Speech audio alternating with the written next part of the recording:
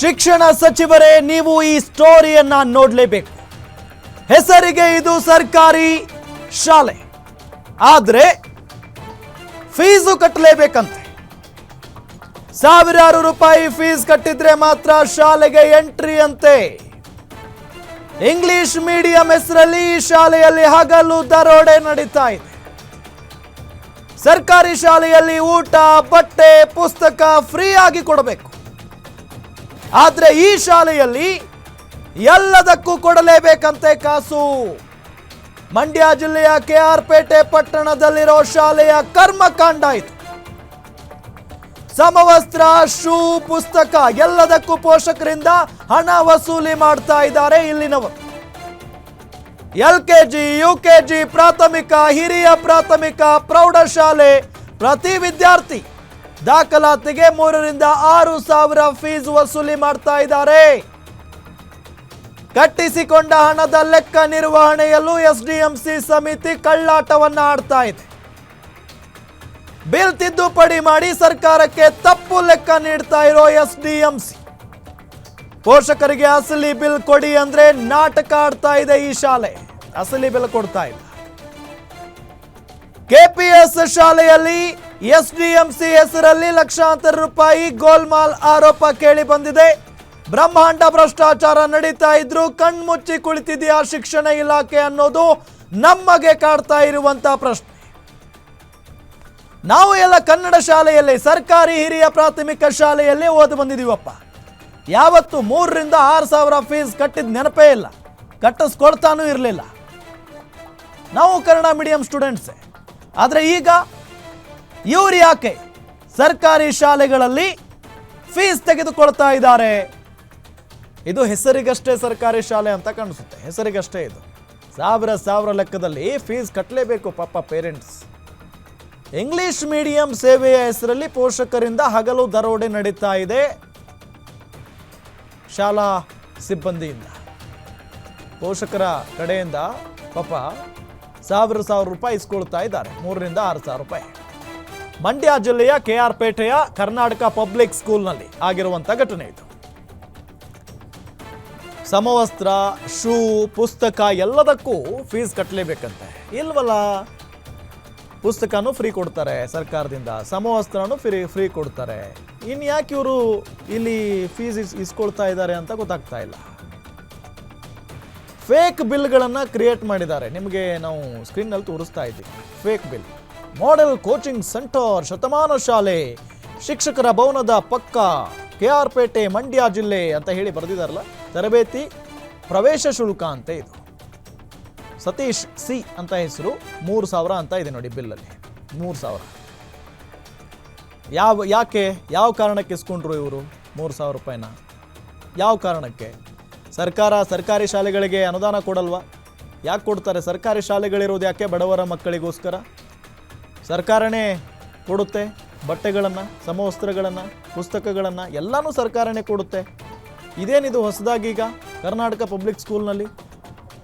Karnataka public school ಇದೇನೋ ಖಾಸಗಿ ಶಾಲೆನಾ? ಇದು ಖಾಸಗಿ ಶಾಲೆ ಅಲ್ಲ, ಇದು ಗೌರ್ಮೆಂಟ್ ಸ್ಕೂಲೇ.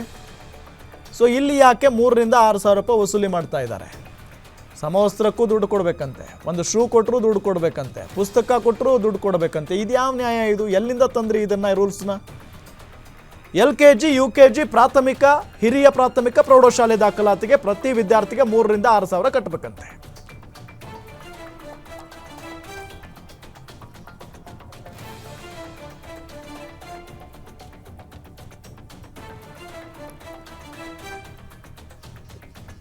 ಈಗ ನಿಮಗೆ ಫೋಟೋದಲ್ಲಿ ತೋರಿಸ್ತಾ ಇದ್ದೀವಿ ನಾವು, ಈಗ ಸ್ಕ್ರೀನ್ನಲ್ಲಿ ತೋರಿಸ್ತಾ ಇದ್ದೀವಿ ಫೋಟೋ. ಅವರು ರಿಟೈರ್ಡ್ ಪ್ರಿನ್ಸಿಪಲ್ ಸತ್ಯ, ಅವ್ರ ಹೆಸರು ಸತ್ಯ. ಇವ್ರ ಕಾಲದಲ್ಲಿ, ಈಗ ಇವರಾದ ನಂತರ ಮತ್ತೊಬ್ಬರು ಪ್ರಿನ್ಸಿಪಲ್ ಬಂದಿದ್ದಾರೆ ಅಲ್ಲಿ, ಅವ್ರು ಬೇರೆ. ಆದರೆ ಇವ್ರ ಕಾಲದಲ್ಲಿ ಇವ್ರು ಯಾವಾಗ ಪ್ರಿನ್ಸಿಪಲ್ ಆಗಿದ್ರು ಆ ಒಂದು ಸ್ಕೂಲ್ಗೆ, ಅವಾಗ ಈ ಒಂದು ಘಟನೆ ನಡೆದಿರೋದು. ಅಂದರೆ ವಸೂಲಿ ಪ್ರಕ್ರಿಯೆ ನಡೆದಿರೋದು ಪೇರೆಂಟ್ಸ್ಗಳ ಬಳಿ. ಅಂದರೆ ಹೆಂಗೋ ರಿಟೈರ್ಡ್ ಆಗ್ತಾ ಇದ್ದೀನಿ, ಹಣ ದೋಚ್ಕೊಂಡು ಹೋಗ್ಬಿಡೋಣ ಅಂತನಾ ಇದು ಪ್ಲ್ಯಾನು? ಹೆಂಗೋ ರಿಟೈರ್ಡ್ ಆಗ್ತಾ ಇದ್ದೀನಿ, ಇನ್ಯಾರು ನನ್ನನ್ನು ಕೇಳಲ್ಲ, ಎಷ್ಟು ಬರುತ್ತೋ ಬರಲಿ, ತಗೊಂಡು ಹೋಗ್ಬಿಡೋಣ. ಅಥವಾ ಸರ್ಕಾರದಿಂದನೂ ಬರುತ್ತೆ ಪಿಂಚಣಿ, ಇತ್ತ ಪೇರೆಂಟ್ಸ್ಗಳಿಂದನೂ ಕಿತ್ಕೊಂಡು ಹೋಗೋಣ ಅಂತನಾ? ಇವರೇ ಸತ್ಯ ಅಂತ ಹೇಳಿ ನಿವೃತ್ತ ಪ್ರಿನ್ಸಿಪಲ್. ಸೊ ಈಗ ಆ ಶಾಲೆಯಲ್ಲಿ ಇಲ್ಲ ಇವರು, ಈಗ ಬೇರೊಬ್ಬರು ಪ್ರಿನ್ಸಿಪಲ್ ಬಂದಿದ್ದಾರಲ್ಲಿ.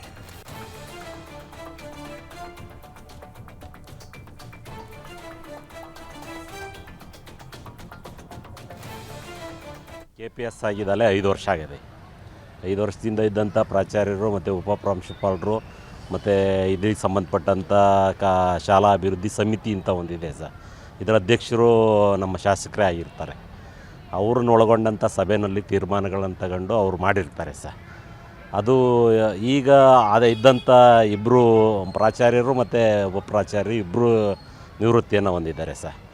ಹಾಗಾಗಿ ಅದ್ರ ಬಗ್ಗೆ ಇನ್ನೂ ಸರಿಯಾದಂಥ ಮಾಹಿತಿಗಳು ನಮಗೂ ತಿಳಿವಳಿಕೆ ಇಲ್ಲ. ನಾನು ಅಲ್ಲಿ ಉಪನ್ಯಾಸಕನಾಗಿದ್ದಂಥವನು, ಈಗ ಇವತ್ತಿನ ಬೆಳಗ್ಗೆಯಿಂದ ನಾನು ಚಾರ್ಜಲ್ಲಿ ತೊಗೊಂಡಿರೋವಂಥದ್ದು. ಅದ್ರ ಬಗ್ಗೆ ಸಂಬಂಧಪಟ್ಟಂಥ ವಿಚಾರಗಳು ಏನು ಅಂತ ನೋಡಿ ನಾನು ನಿಮ್ಗೆ ಹೇಳೋಕ್ಕಾಯ್ತದೆ ಸರ್. ಪೂರ್ಣ ಪ್ರಮಾಣದಲ್ಲಿ ಇನ್ನೂ ನನಗೆ ಅದು ಅರಿವಿಲ್ಲ ಸರ್. ಅವರು ಯೂನಿಫಾರ್ಮ್ ಕೊಡ್ತಾಯಿದ್ದೀವಿ, ಬುಕ್ ಕೊಡ್ತಾಯಿದ್ದೀವಿ ಅನ್ನೋ ಮಾತುಗಳನ್ನ ಆಡ್ತಾಯಿದ್ದಾರೆ. ಮತ್ತು ಟೀಚರ್ಸ್ ಬೇಕು ಅನ್ನೋ ಮಾತು. ಯಾಕಂದರೆ ಇಲ್ಲಿ 2400 ಮಕ್ಕಳಿದೆ ಸರ್ ಟೋಟಲ್ಲು. ಹಂಗಾಗ್ಬಿಟ್ಟು 2400 ಮಕ್ಕಳಿರೋದ್ರಿಂದ ಅಲ್ಲಿ ಸುಮಾರು ಒಂದು 7 ಜನ 8 ಜನ ಟೀಚರ್ಸ್ ನಾವೇ ಅಪಾಯಿಂಟ್ ಮಾಡ್ಕೊತೀವಿ ಸರ್. ಅದ್ರ ಜೊತೆಗೆ ಆಯಾಗಳು ಬೇಕು ಸರ್. ಒಂದು 5 ಜನ ಏನೋ ಆಯಾಗಳಿದ್ದಾರೆ. ಮತ್ತು ಒಂದಿಬ್ಬರು ಕಂಪ್ಯೂಟರ್ ಮ್ಯಾನ್ ಇದ್ದಾರೆ. ಒಂದು 3 ಜನ P1 ಇದ್ದಾರೆ ಸರ್.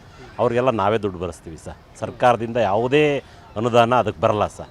ಹಾಗಾಗಿ ಅದಕ್ಕೆಲ್ಲ ದುಡ್ಡು ಬರೆಸ್ತಾರೆ ಸರ್. 2600 ರೂಪಾಯಿ ಬಿಲ್ ಕಟ್ಟಿಸ್ಕೊತಾವ್ರು ಇವರು ಒರಿಜಿನಲ್ ಬಿಲ್ ಕೊಡ್ತಾ ಇಲ್ಲ. ಆಮೇಲೆ ಕೇಳಿದ್ರೆ ಅವರು ನಮಗೆ ಕೇಳಿದ್ರೆ ಒರಿಜಿನಲ್ ಬಿಲ್ ಕೊಡಿ ಅಂದರೆ ಕೊಡಕ್ಕೆ ಬರಲ್ಲ ಅಂತ ಹೇಳ್ತಾರೆ. ಸರ್ಕಾರಿ ಶಾಲೆಯಲ್ಲಿ ಮುಚಿತ ಇರೋದು, ಒಂದೇ LKG UKGಗೆಲ್ಲ ಫ್ರೀ ಇರೋದು. ಇವ್ರು ಕೇಳಿದ್ರೆ ದುಡ್ಡು ಕೊಟ್ಟು ಓದಿಸಿ ಅಂತ ಹೇಳ್ತಾರೆ. ಆಮೇಲೆ ವಿವೋ ಹತ್ರನೂ ಹೋದೋ, ಫಸ್ಟ್ ವಿವೋ ಹತ್ರ ಹೋಗಿ ಕೇಳಿದ್ರು, ಮನವಿ ಮಾಡಿದೋ ಸರ್ ದುಡ್ಡು ತೊಗೊಳಂಗಿಲ್ಲ, ನಾವು ಓದೋದಕ್ಕೆ ಸರ್ಕಾರದಿಂದ ಶಾಲೆ ಫ್ರೀ ಅಂತ ಕೊಟ್ಟಿರೋದು, ನಮಗೆ ಕೇಳಬೇಡಿ, ನೀವು ಹೋಗಿ ಪ್ರಿನ್ಸಿಪಲ್ ಕೇಳಿ ಅಂದರು. ಪ್ರಿನ್ಸಿಪಲ್ ಕೇಳಿದಾಗ ಪ್ರಿನ್ಸಿಪಲ್ಲು ನಮಗೇನು ಗೊತ್ತಿಲ್ಲ ಕಣಪ್ಪ, ಸರ್ಕಾರಿ ಶಾಲೆದಿಂದ ಇವರು ಸೇರ್ಕೊಂಡು ಸದಸ್ಯರೆಲ್ಲ ಸೇರ್ಕೊಂಡು ಮಾಡ್ಕೊಂಡಿದ್ದೀವಿ, ನಾವು ದುಡ್ಡ ಕಟ್ಟಬೇಕು ಅಂತ ಹೇಳೋರೆ. ಅವತ್ತು ಕೇಳಿದ್ಕೆ ಒರಿಜಿನಲ್ ಬಿಲ್ ಕೇಳಿದ್ಕೆ ಒರಿಜಿನಲ್ ಬಿಲ್ ಕೊಟ್ಟಿಲ್ಲ ಅವರು. ಇರೋ ವೋಚರ್ನೇ ಕೊಟ್ಟವ್ರು ನಮಗೆ. 2600 ರೂಪಾಯಿ ಜಾಗದಲ್ಲಿ 3000 ತಿದ್ದವ್ರೆ. 3000 ತಿದ್ದಾದ್ಮೇಲೆ 2000 ಮಾಡೋರು ತಿರ್ಗ. ಅದು 600 ರೂಪಾಯಿಗೆ ಬಿಲ್ಲೇ ಇಲ್ಲ. ಕೇಳಿದ್ರೆ ಇದು ಬುಕ್ ಕೊಡ್ತಾ ಇದೀವಿ, ಬುಕ್ಗೋಸ್ಕರ ನಿಮ್ಗೆ 600 ರೂಪಾಯಿ ಕಟ್ ಮಾಡ್ಕೊಂಡಿದ್ದೀವಿ ಅಂತಾರೆ.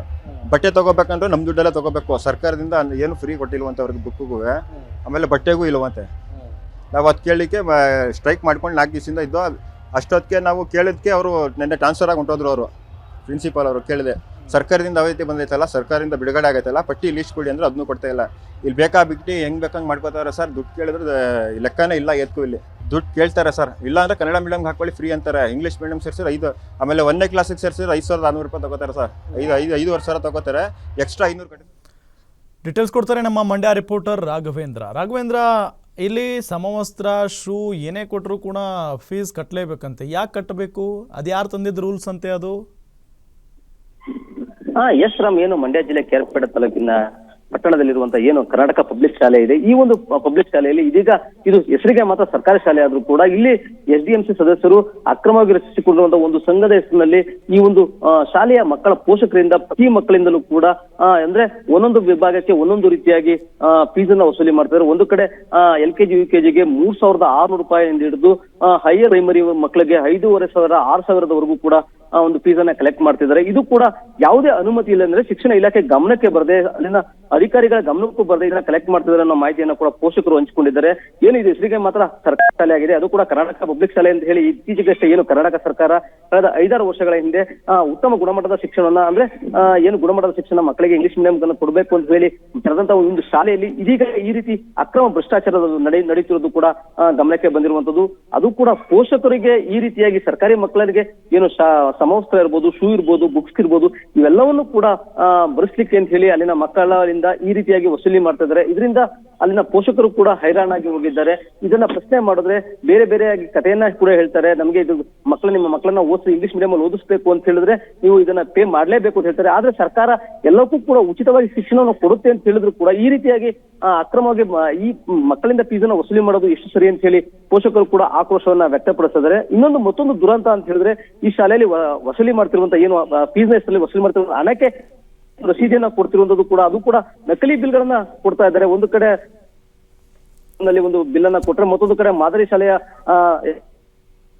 ಇಷ್ಟು ಹಣ ಅಂದ್ರೆ ಸುಮಾರು ಲಕ್ಷಾಂತರ ರೂಪಾಯಿ 18 ಲಕ್ಷಕ್ಕೂ ಹೆಚ್ಚು ಹಣ ಕಲೆಕ್ಟ್ ಮಾಡಿ ಇದು ಯಾರಿಗೆ ಹೋಗ್ತಾ ಇದೆ ಏನಾಗ್ತಿದೆ ಅನ್ನೋದು ಕೂಡ ಮಾಹಿತಿಯನ್ನ ಸರಿಯಾಗಿ ಕೊಡ್ತಾ ಇಲ್ಲ.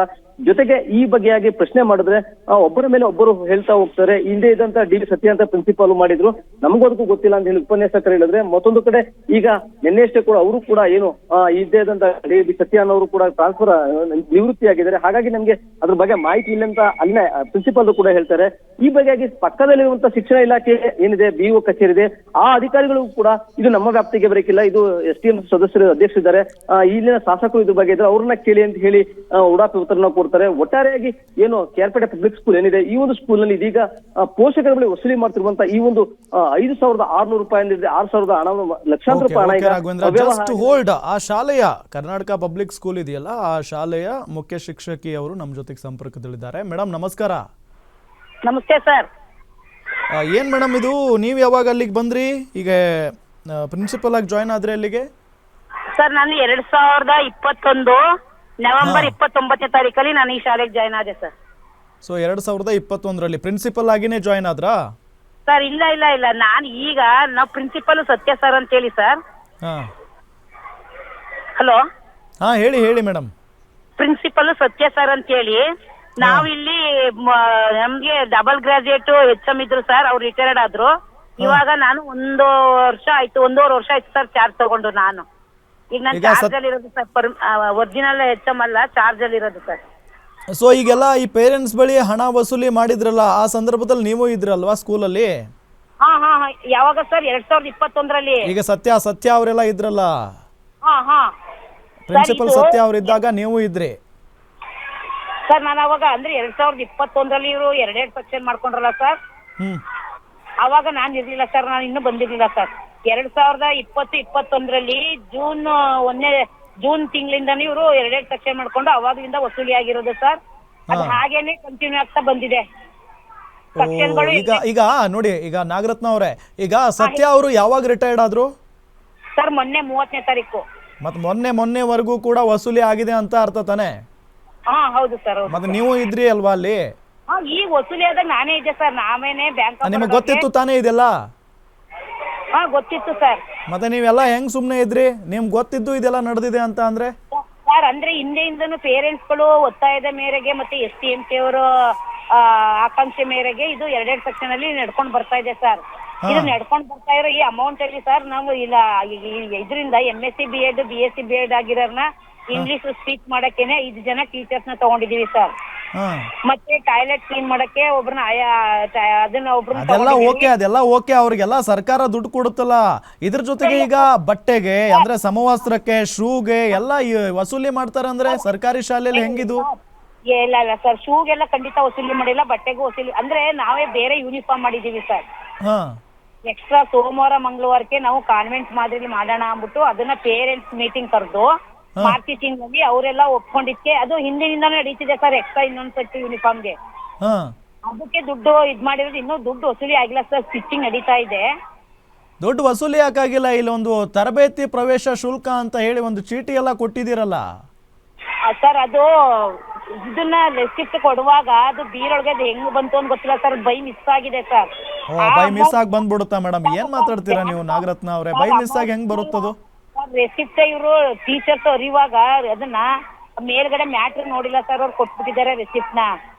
ಅಮೌಂಟ್ ಎಲ್ಲ ಬ್ಯಾಂಕ್ ಆಫ್ ಬರೋಡದಲ್ಲೇ ಇದೆ ಸರ್. ದುಡ್ಡುಗೂ ಅಮೌಂಟ್ ಇದು ಕೊಟೇಶನ್ಗೂ ಏನು ತೊಂದರೆ ಇಲ್ಲ ಸರ್. ಅದೇ ರೆಸಿಪ್ಟ್ ಒಂದು ಇದಾಗ್ಬಿಟ್ಟಿದೆ ಸರ್, ಅವರು ನೋಡ್ದೇನೆ ಆತರ ಮಾಡ್ಬಿಟ್ಟಿದ್ದಾರೆ ಸರ್. ಅದು ಕರ್ನಾಟಕ ಈಗ ಪೇರೆಂಟ್ಸೇ ಕಂಪ್ಲೇಂಟ್ ಮಾಡ್ತಿದ್ದಾರೆ, ನಮ್ ಬಳಿ ದುಡ್ಡೆಲ್ಲ ವಸೂಲಿ ಮಾಡ್ತಿದ್ದಾರೆ ಈ ಸರ್ಕಾರಿ ಶಾಲೆಯವರು ಅಂತ ಹೇಳಿ ಸರ್. ಇಲ್ಲ ಸರ್, ಅದೆಲ್ಲ ಪೇರೆಂಟ್ಸ್ಗಳು ಮತ್ತೆ STMC ಅವರ ಸಮ್ಮುಖದಲ್ಲೇ ಸರ್. ಇದು STMC ಅಧ್ಯಕ್ಷರು MLA ಇದ್ದಾರೆ ಸರ್. ಅವರ ನೋಡಿ ಅಲ್ಲಿ 30/5/2025 ಅಂತ ನೋಡಿ, ಇದೇ ವರ್ಷ ಹೋದ ತಿಂಗಳೇ. ಹೌದು ಸರ್, ಮೇ ಚೀಟಿ ಹರಿದಿರೋದು. ಮೇ ತಿಂಗಳಲ್ಲಿ ಸರ್. ಮೇ ಇದರಲ್ಲಿ 27ಕ್ಕೆ SDMC ಮತ್ತೆ MLA ಅವರೆಲ್ಲ ಮೀಟಿಂಗ್ ಕರೆದು LKG ನ ಇನ್ನೊಂದು ಸೆಕ್ಷನ್ ಅಡಿಷನಲ್ ಆಗಿ ಮಾಡಿ ಅಂತ ಹೇಳಿದ್ರು ಸರ್. ಅವಾಗ ಯಾಕೆ ಇಸ್ಕೋತಿದ್ದೀರಿ ನೀವು? ಕ್ಲಾರಿಟಿ ಕೊಡಿ ನನಗೆ ಸರ್. ಅದೇನೆ ಸರ್, ಟೀಚರ್ಸ್ ಗಳಿಗೆ ಸ್ಯಾಲ್ರಿ ಕೊಡಕ್ಕೇನೆ.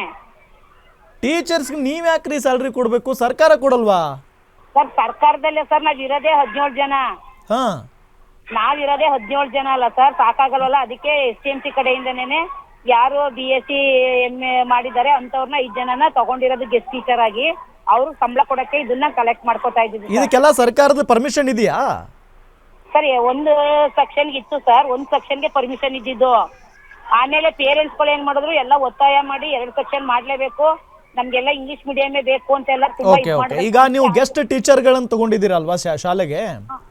ಹೌದು ಸರ್. ಸೊ ಅವರಿಗೆ ಸರ್ಕಾರ ಸಂಬಳ ಕೊಡಲ್ವಾ? ಕೊಡಲ್ಲ ಸರ್, ಕೊಡಲ್ಲ. ಮತ್ತೆ ಅದಂಗ್ ಸೇರಿಸ್ಕೋತೀರಿ ನೀವು? ಸರ್ಕಾರದ ಪರ್ಮಿಷನ್ ಇಲ್ಲದೆ ಅವ್ರು ಸರ್ಕಾರಕ್ಕೆ ಒಳಪಡೋದೇ ಇಲ್ಲ, ಸರ್ಕಾರದ ಭಾಗನೇ ಅಲ್ಲ ಅವ್ರು. ಹಾಗಾದ್ರೆ ಅಂದ್ರೆ ನಾವು ಓನ್ ಆಗಿ ಕೊಟ್ಕೊಂಡು ಅವ್ರಿಗೆ ಸ್ಯಾಲ್ರಿ ಕೊಟ್ಕೊಂಡು ಅವ್ರಿಗೆ ಪಾಠ ಮಾಡಿಸ್ಕೊತಾ ಇದ್ದಿದ್ದು ಸರ್. ಅದೆಲ್ಲ ರೂಲ್ಸ್ ಅಲ್ಲಿ ಇದೆಯಾ ಸರ್? ರೂಲ್ಸ್ ಅಲ್ಲಿ ಅಂದ್ರೆ ಸರ್ ಇಲಾಖೆಯಿಂದ ನಮ್ಗೆ 4 ಜನ ಗೆಸ್ಟ್ ಟೀಚರ್ಸ್ ನ ಕೊಟ್ಟಿದ್ದಾರೆ ಸರ್. ಓಕೆ ಓಕೆ ಮೇಡಮ್ ಹಾಗೆ ಸಂಪರ್ಕದಲ್ಲಿರಿ. KR ಪೇಟೆಯ PDO ತಿಮ್ಮೇಗೌಡ್ರ BEO ನಮ್ಮ ಜೊತೆಗಿದ್ದಾರೆ. ಸರ್ ನಮಸ್ಕಾರ. ನಮಸ್ತೆ, ಹೇಳಿ ಸರ್. ಸರ್ ಈ ವಿಚಾರ ಗೊತ್ತಾಯ್ತಾ ನಿಮಗೆ? ಒಂದು ಕರ್ನಾಟಕ ಪಬ್ಲಿಕ್ ಸ್ಕೂಲ್ KR ಪೇಟೆಯಲ್ಲಿರೋ ಶಾಲೆಯಲ್ಲಿ ಬಟ್ಟೆ ಅಂದ್ರೆ ಸಮವಸ್ತ್ರ, ಶೂ ಇದಕ್ಕೆಲ್ಲ ಹಣ ವಸೂಲಿ ಮಾಡ್ತಿದಾರಂತೆ 3,000ರಿಂದ 6,000 ರೂಪಾಯಿ. ಸಮವಸ್ತ್ರ ಶೂಗೆ ವಸೂಲಿ ಮಾಡಿದ್ದು ಗಮನಕ್ಕೆ ಬಂದಿಲ್ಲ. ಹೆಚ್ಚುವರಿ ಶಿಕ್ಷಕರಿಗೆ ಅಂತೇಳಿ SDMC ಇಂದ ನಡವಳಿ ಮಾಡ್ಕೊಂಡು ಮಕ್ಕಳ ಮನೆ ಅಂತ ಮಾಡಿದ್ದಾರೆ. ಆ ಮಕ್ಕಳ ಮನೆಯನ್ನ SDMC ಇಂದ ನಿರ್ವಹಣೆ ಮಾಡ್ಬೇಕು ಅಂತಿದೆ. ಹೌದು, ಮಕ್ಕಳ ಮನೆಯನ್ನ SDMC ಅವರು ನಿರ್ವಹಣೆ ಮಾಡ್ತಾರೆ. ಯಾಕೆ ಸರ್ ಅದು ಹೆಚ್ಚುವರಿ ಸೆಕ್ಷನ್ ಗಳನ್ನ ಮಾಡ್ಕೊಂಡಿದ್ದಾರೆ. ಅಲ್ಲಿ ಇಲಾಖೆಯಿಂದ 60 ಮಕ್ಕಳಿಗೆ ಮಾತ್ರ ಮಿತಿಗೊಳಿಸಿದೀವಿ. ಏನ್ ಸೆಕ್ಷನ್ಗಳು ಮಾಡ್ಕೊಂಡಿದ್ದಾರೆ? ಏನದು? LKG UKG ಮಕ್ಕಳ ಮನೆ ಅಂತ ಇದೆ. ಆ ಮಕ್ಕಳ ಮನೆ ನೋಡ್ಕೊಳ್ಳಿಕ್ಕೆ ಅಂತೇಳಿ ಹೆಚ್ಚುವರಿ ಆಯಗಳನ್ನ ನೇಮಕ ಮಾಡ್ಕೊಂಡಿದ್ದಾರೆ. ಬಂದಂತ ಮಕ್ಕಳಿಗೆ ಎಲ್ರಿಗೂ ಪ್ರವೇಶ ಕೊಟ್ಟಿದ್ದಾರೆ. ಅಲ್ಲಿ ಮಾನ್ಯ ಶಾಸಕರೇ ಅಧ್ಯಕ್ಷರು, ಅದಕ್ಕೆ SDMC ಅಧ್ಯಕ್ಷರು. ಯಾರು ಶಾಸಕರು? ಯಾರು? ಮಂಜು, HD ಮಂಜು ಸರ್ ಅಂತ. ಹೌದು, ಮಂಜು ಅವರು. Okay okay. ಅಲ್ಲಿ ಹಲೋ ಹೇಳಿ. ಪೋಷಕರು ಅವರು ತೀರ್ಮಾನ ಮಾಡಿಕೊಂಡು SDMC ಮಾಡಿಕೊಂಡು ಹೆಚ್ಚುವರಿ ಮಕ್ಕಳನ್ನ ಅಲ್ಲಿ ದಾಖಲಾತಿ ಮಾಡ್ಕೊಂಡಿದ್ದಾರೆ ಅಂತ ಮಾಹಿತಿ ಬಂದಿದೆ. ನಾನು ಅವ್ರು ಲಿಖಿತವಾಗಿ ಸಮಜಾಯಿಸಿ ಕೇಳಿದ್ದೀನಿ. ಈಗ ಏನ್ ಹೇಳಿದ್ರು ನಿಮ್ಗೆ? ಅವ್ರು ಪ್ರಾಥಮಿಕವಾಗಿ ಏನ್ ಮಾಹಿತಿ ಕೊಟ್ರು ನಿಮ್ಗೆ? ಇನ್ನು ಕೊಟ್ಟಿಲ್ಲ, ಲಿಖಿತವಾಗಿ ಕೊಟ್ಟಿದ್ದೀವಿ. ಇನ್ನೂ ಕೊಟ್ಟಿಲ್ಲ. ಸೊ ಈಗ ಅಲ್ಲಿ ಗೆಸ್ಟ್ ಟೀಚರ್ಗಳನ್ನ ತಗೊಂಡಿದ್ದೀರಲ್ವಾ ನೀವೀಗ? ಹೌದು, ತಗೊಂಡಿದ್ದಾರೆ. ಸೊ ಅವ್ರಿಗೆ ಯಾರು ಸರ್ ಸ್ಯಾಲ್ರಿ ಕೊಡೋದು? ನಾವು ಇಲಾಖೆಯಿಂದ ನಮ್ಮ ಏನು 30+30 60 ಮಕ್ಕಳಿಗೆ ನಮ್ಮ ಇಲಾಖೆಯಿಂದ ಕೊಡ್ತೀವಿ. ಅಂದ್ರೆ SDMC ಇಂದನಾ? ಇಲಾಖೆ, ಶಿಕ್ಷಣ ಇಲಾಖೆಯಿಂದ ಕೊಡ್ತೀವಿ. ಇನ್ನು ಹೆಚ್ಚುವರಿ ಮಕ್ಕಳು ತಗೊಂಡಿರೋದಕ್ಕೆ SDMC ಅವ್ರು ಭರಿಸ್ತಾರೆ. ಓಕೆ, ಅದೆಲ್ಲ ಸರ್ಕಾರದ ನಿಯಮನ ಅದು? ಹಿಂಗೆಲ್ಲ SDMC ಇಂದ ನಿರ್ವಹಣೆ ಮಾಡಬೇಕು ಪ್ರಾರಂಭದಲ್ಲಿ ಅಂತ ಇದೆ. ನೀವೇ SDM ನವರೇ ನಿರ್ವಹಣೆ ಮಾಡಬೇಕು ಅಂತ? SDMC ಅವರು ನಿರ್ವಹಣೆ ಮಾಡಬೇಕು ಅದನ್ನ. SDMC. ಓಕೆ. ಯಾಕೆ ಅಂದ್ರೆ ಕೆಲವೊಂದಿಷ್ಟು ಪೇರೆಂಟ್ಸ್ ಗಳು ಹೇಳ್ತಿದ್ದಾರೆ ನಮ್ ಗಮನಕ್ಕೆ ಇಲ್ಲ ಇದು, ಈ ರೀತಿಯಾಗೆಲ್ಲ ವಸೂಲಿ ಮಾಡ್ತಿದ್ದಾರೆ. ಅವರು ಪ್ರೊಸೀಡಿಂಗ್ ಎಲ್ಲ ಮಾಡಿದೀವಿ ಅಂತ ಹೇಳಿದ್ದಾರೆ. ನಾನು ಲಿಖಿತವಾಗಿ ಕೇಳಿದೀನಿ ಅದನ್ನ ಮಾಹಿತಿ. Okay sir, okay, thank you guarantee news ಜೊತೆಗೆ ಮಾತಾಡಿದ್ದಕ್ಕೆ.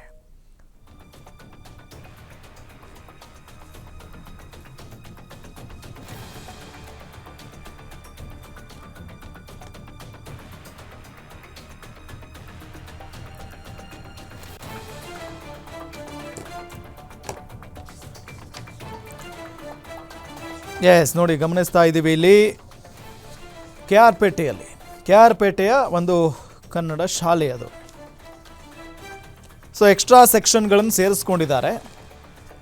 ಸೊ ಅದಕ್ಕಾಗಿ ಈಗ ಎಕ್ಸ್ಟ್ರಾ ಟೀಚರ್ಗಳು ಕೂಡ ಬೇಕಲ್ಲ ಆ ಮಕ್ಕಳನ್ನ ಹ್ಯಾಂಡಲ್ ಮಾಡೋಕ್ಕೆ. ಜೊತೆಗೆ ಒಂದಿಷ್ಟು ಜನ ಕೆಲಸಗಾರರು ಬೇಕಲ್ಲ ಸ್ಕೂಲಲ್ಲಿ, ಈ ಟಾಯ್ಲೆಟ್ ವಾಶ್ ಮಾಡೋಕ್ಕೆ, ಕ್ಲೀನ್ ಮಾಡೋಕ್ಕೆ, ಅದೆಲ್ಲ ಮಾಡೋಕ್ಕೆ ಒಂದಿಷ್ಟು ಸಿಬ್ಬಂದಿಗಳು ಬೇಕು. ಅವರನ್ನು ಸೇರಿಸ್ಕೊಂಡಿದ್ದಾರೆ. ಹಾಗಾಗಿ ಅವರಿಗೆ ಸ್ಯಾಲ್ರಿ ಕೊಡಬೇಕಲ್ವಾ? ಆದ್ದರಿಂದ ಪೋಷಕರ ಮೀಟಿಂಗನ್ನು ಕರೆದು SDMC ಅವರು ಅವ್ರ ಜೊತೆಗೆ ಮೀಟಿಂಗ್ ಮಾಡಿ, ಸೊ ಹಿಂಗಿದೆ, ನಿಮ್ಮ ಮಕ್ಕಳನ್ನು ಸೇರಿಸೋದಾದರೆ ನಾವಿಷ್ಟು ಜನ ಎಲ್ಲ ಟೀಚರ್ಗಳನ್ನ ಸೇರಿಸ್ಕೊಳ್ತೀವಿ, ಅಪಾಯಿಂಟ್ ಮಾಡ್ಕೊಳ್ತೀವಿ, ಸೊ ನೀವಿಷ್ಟು ಫೀಸ್ ಕಟ್ಟಬೇಕಾಗುತ್ತೆ ಅಂತ ಹೇಳಿ ಅವ್ರ ಜೊತೆಗೆ ಮೀಟಿಂಗ್ ಮಾಡಿ ಪೋಷಕರ ಒಪ್ಪಿಗೆಯನ್ನು ಪಡೆದೇನೆ ಅವರ ಬಳಿ ಹಣ ತೆಗೆದುಕೊಳ್ತಾ ಇದ್ದಾರೆ ಅಂತ ಹೇಳಿ ಅಲ್ಲಿನ BEO ಹೇಳಿಕೆಯನ್ನು ಕೊಟ್ಟರು ಈಗ ಗ್ಯಾರಂಟಿ ನ್ಯೂಸ್ಗೆ. ಸೊ ಇದ್ರ ಬಗ್ಗೆ ಇನ್ನೂ ಅವರು ಗೊಂದಲದಲ್ಲಿದ್ದಾರೆ. ಸೊ ಹಂಗಾಗಿ ಲಿಖಿತ ಉತ್ತರ ಕೊಡಿ ನನಗೆ ಅಂತ ಹೇಳಿ ಶಾಲಾ ಆಡಳಿತ ಮಂಡಳಿಗೆ ಪತ್ರ ಬರೆದಿದ್ದಾರಂತೆ. ಸೊ ಲಿಖಿತ ಉತ್ತರ ಬಂದ ನಂತರ, ಲಿಖಿತ ಮಾಹಿತಿ ಬಂದ ನಂತರ ಸೊ ಇನ್ನೊಂದು ಸಾರಿ ಇದ್ರ ಬಗ್ಗೆ ಮಾತಾಡಿದ್ರೆ ಆಯಿತು. ಸೊ ಒಟ್ಟಾರೆ ಅಲ್ಲಿನ ಒಂದಿಷ್ಟು ಪೋಷಕರು ಕಂಪ್ಲೇಂಟ್ ಮಾಡ್ತಾ ಇರೋದು, ಇಲ್ಲ ಸರ್ ನಮಗೆ ಇದ್ರ ಬಗ್ಗೆ ಗಮನಕ್ಕಿಲ್ಲ, ಹಾಗಾಗಿ ನಾವು ಕಂಪ್ಲೇಂಟ್ ಮಾಡಿದ್ದೀವಿ ಅಂತ ಹೇಳಿ.